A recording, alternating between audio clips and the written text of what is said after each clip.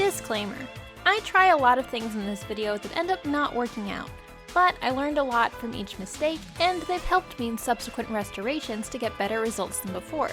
This is actually an older video I almost didn't make because I was so embarrassed of all my mistakes. But I'm leaving them in as part of the story because I know a lot of people are afraid to try things they might not succeed at.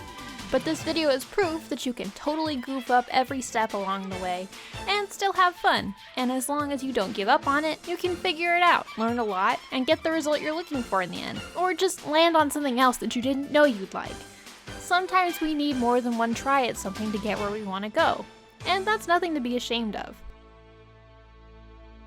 Hello internet friends! Today we're actually sort of doing something different.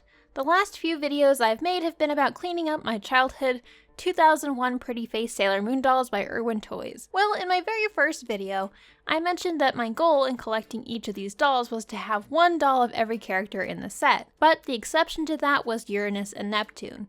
I was never able to find Irwin Pretty Face Uranus and Neptune at a price I could afford as a kid. Instead, I had the Bandai Asia versions of them. I was pretty content with the two dolls that I had, since they were still pretty and at least matched one another. Uranus and Neptune go together, as I'm sure you know. They're lovers. I mean, cousins. Thanks, Disney and Canada. But since I was getting invested in the dolls again and spending a lot of time on eBay looking for parts, one thing led to another, and the first doll I bought was a tragic Sailor Uranus doll that I intended on freeing from her really gross looking box. Because of the condition of the box, it was cheaper than most loose Sailor Uranus dolls and would have been complete, so no other pieces to track down. I had asked the seller if there was any mold in the box, and they told me that they had sold several similar water-damaged box dolls, and that no one had ever complained of mold, and that this was the least damaged of the dolls that they were selling. Well, when she got here, I opened her up and... Okay, so background on me, I'm a little bit mold phobic, and needless to say, I was mildly freaked out. Just a smidge. Okay, a lot. I ripped the doll out of the box, threw the box away, thoroughly cleaned the doll and everything it had touched, and then promptly shipped the doll back to the original seller for a full refund. I will accept a lot of responsibility for that one. I mean, why wouldn't there be mold in a water-damaged box that hadn't been open for 20 years? Naivete and wishful thinking on my part. The experience was a bit traumatic, to say the least, and I was pretty ready to swear off buying dolls again for a while, especially boxed vintage dolls. I legitimately had nightmares for 2 nights straight about it. But the problem was I had already ordered a Sailor Neptune with her box, and she was already on the way. According to the seller, she had just been on display for a long time. She wasn't fully complete, she was missing just her mirror, but she had her full outfit and appeared to be in good shape from the photos. She arrived mold-free, thankfully, but I was not about to take any chances on putting a doll of unknown origin in the same display as my other dolls until she had been thoroughly cleaned. So this is as good as it gets for before shots this time. She was in pretty good shape. Actually, in hindsight, I wish I hadn't boiled her hair because it looks really nicely waved here. But mostly, it was very dusty and it just needed a bath pronto. I thought this would be an easy turnaround. I thought. Nevertheless, right away she got the full makeover suite. I stripped off her clothes and noticed a small hole in the back of her sailor uniform that I didn't remember seeing in the photos from the eBay listing. When I went back to check the listing though, it was visible, I just didn't know to look for it, so I missed it entirely. At any rate, the first step was getting these dusty clothes clean, so I filled a small bowl with cold water and a small amount of laundry detergent. I had slightly more practice washing doll clothes now, so I found a method to prevent bleeding from the different dyes onto the white parts of the uniform. Using more color catcher sheets, I cut 2 of them roughly the width of the bows and then cut a slit down the middle of each. Then I slid the bows into these slits to keep them from even touching the white part of the uniform at all while they were in the water. Then I let the whole outfit sit in the soapy water while I got to work washing her body. I followed the usual steps, using dish soap to remove surface grime, and then really getting in there with baking soda and a soft bristled toothbrush to remove dust from the gummier areas of her body like her legs and head. She was really dusty, so she got a very thorough scrubbing. Her shoes stayed on because they use the same mold as Sailor Venus's shoes, where the only way to remove them is to cut the straps and break them, so I just carefully avoided getting water and baking soda inside them as much as I could. Next, I gave her hair a good lather with the laundry detergent to really thoroughly make sure that it got clean. Then I went in with my usual fabric softener and comb to make sure everything was detangled and smooth. Make sure to check out my Princess Serenity video for more information on why I don't plan to continue using fabric fabric softener for doll hair once I run out, but why it isn't actually harmful for doll hair at all. My assumption was that because this doll was designed to wear her hair down, that I didn't need to be as careful in maintaining any parting during the washing process. But I failed to think hard enough about it to notice that because this doll, unlike every doll I've worked on so far, did not have bangs, she actually did have a thatched part, which unfortunately was completely lost during the boil washing process. Reminder that I'm including mistakes in this video, so you can avoid them if you're following along at home. So mistake number 1, pay attention to any thatching or parting even if the doll doesn't necessarily need additional styling. And number 2, if you boil wash nylon doll hair, it will lose any waves that are styled into the hair and you'll have to redo them. She got the standard 2 dunks in the hot water, combing down through the hair in between each dunk, and then I poured the remaining water from the kettle onto her head and set the style with cold water. So you may remember that recently I started using diluted hair gel on the doll after washing it to give it a little extra shine, and the first time that I've done this, I used what I had on hand, which was a spray bottle. But when I filmed this restoration, I had forgotten that I had recently actually replaced what was in that bottle with a solution to clean my fireplace tile, and sprayed that in her hair instead. Whoops. So I got that washed out right away, and afterwards the correct gel was used. Poor Neptune, just blunder after blunder. I was clearly shaken by the mold incident and just not thinking things through. She was then set outside to dry along with her freshly laundered clothes after they had been rinsed and wrung out. Even with all of my mistakes, once her hair was dry, it was gorgeously shiny and soft. The color of her hair is just so vivid and beautiful that it makes it all worth it. I trimmed just a little bit of extra scraggly hairs off the end and set her aside to mend the hole in her outfit, which came out with absolutely no color bleeding thanks to our color catcher strategy. So this is mistake number 5. I just went right in without any kind of plan and put some fabric glue right on the outside of her outfit and tried to push the hole closed with my fingers. Do not do this. I realized that I couldn't not get my fingers to stick, and I wasn't able to hold the hole closed any other way. Plus, the glue immediately stained the outfit right on the outside of the fabric because I didn't think to try turning it inside out at all. I immediately tried to rinse it out, but it was too late and it's now permanently stained and the hole was still there. Very cool, good job me. So that was the end of day 1 for Neptune, which besides removing a lot of dust, I did not actually successfully make any improvement to the appearance of the doll. I was still skittish about buying more dolls of unknown origin, but I couldn't just have Irwin Neptune by herself without Irwin Uranus, so Uranus number 2 arrived in the mail, and because she was in better starting condition, I felt more comfortable taking some before shots in the usual place. Her hair was messy and her legs were a little dirty, but otherwise she looked good to go. No box this time, for obvious reasons.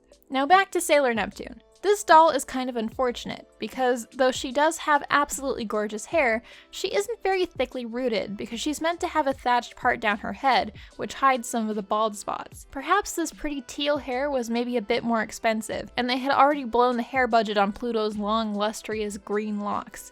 So she doesn't really have a ton of hair, and that made styling it back into waves kind of difficult. Sailor Neptune the character basically doesn't look anything like any of her official dolls for some reason. She has typically short, wavy hair with curtain bangs parted down the middle.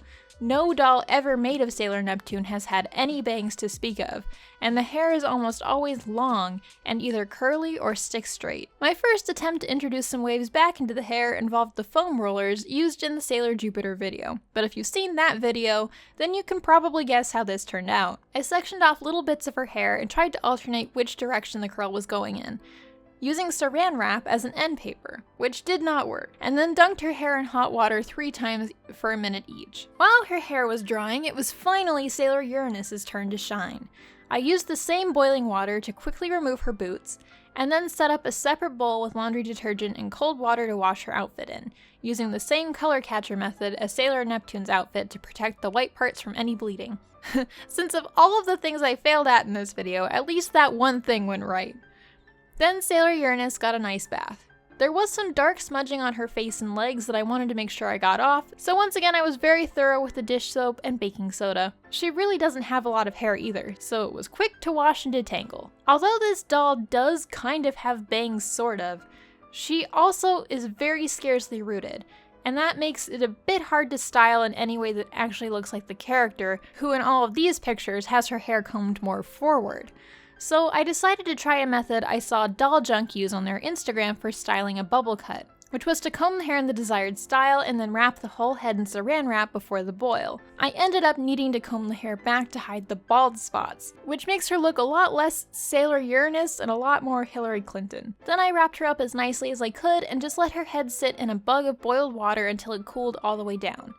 Now, I'm not entirely sure if it matters that the head got hot water directly on it or not for this method, but the saran wrap did leak, and there was a nice amount of hot water trapped in the wrap up against her head. Then, once again, everything, clothes, dolls, and all, went outside to dry once all the washing and styling was done. That evening, when I went to remove Sailor Neptune's curlers, her hair was just kind of a wild mess. I guess I also wasn't paying attention to what I was actually getting on camera, so good job past me. But basically, I already had a mug of hot water ready, and my plan was just to comb it through the top half of her hair to get it so that only the ends were very wavy and curly. What I ended up doing was tying all of the ends of her hair back and then just dunking the whole top of her head in the boiled water. Then I set it with cold water and more hair gel. Then I guess the result was just so disappointing that I never got a picture or video of it, which... Yikes, girl, what were you doing? But Uranus at least was pretty much done. Her bald spots were all mostly covered up and her hair was laying nice and flat against her head.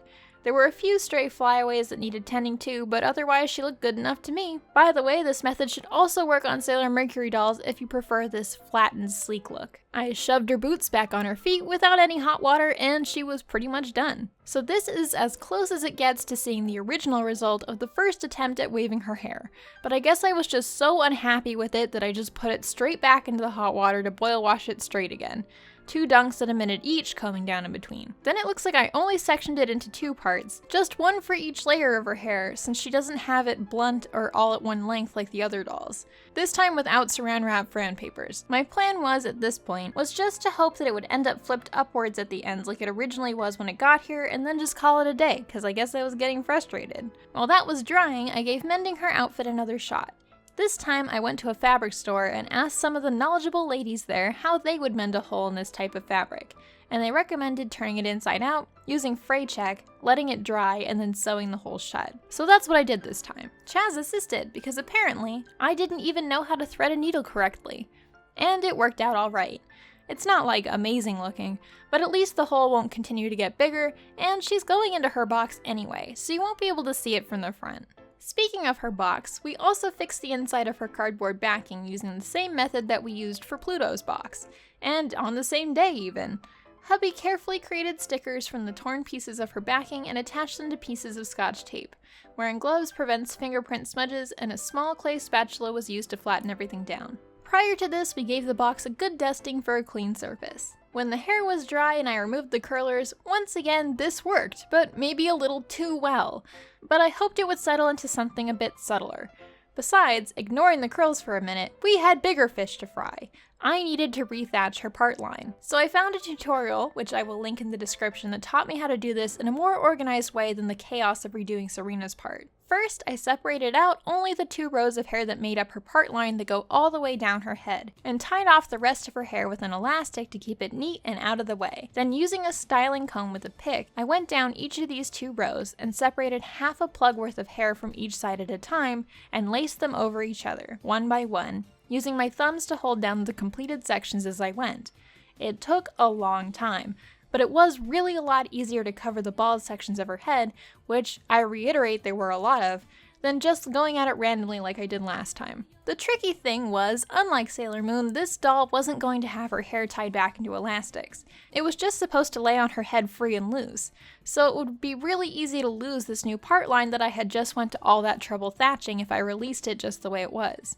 So at the craft store, I had picked up this tiny clothes iron for sewing on the go.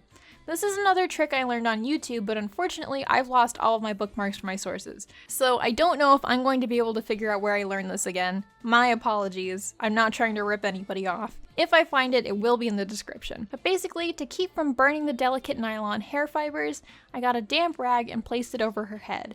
Then using the iron, I gently ironed her part line through the wet towel. I also ran a little hot water through her hair after this to get the style to stick in place and try to control the curl.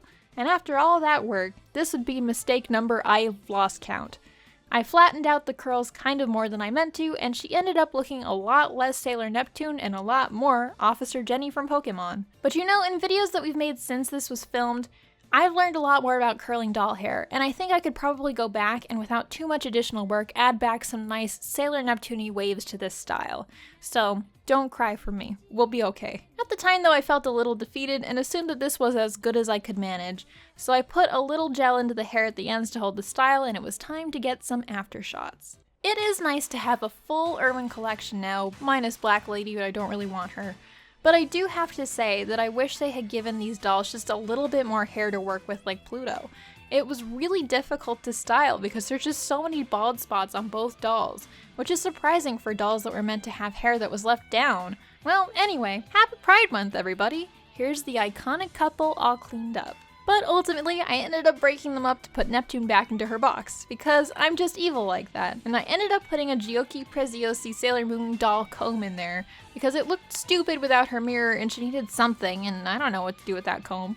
This restoration was a learning process, and some of it worked and some of it didn't. But the fun thing about playing with dolls is that I can always go back and try something new next time. Dolls are really our little science experiments for us to play around with, trying new styling techniques to try and fail over and over again.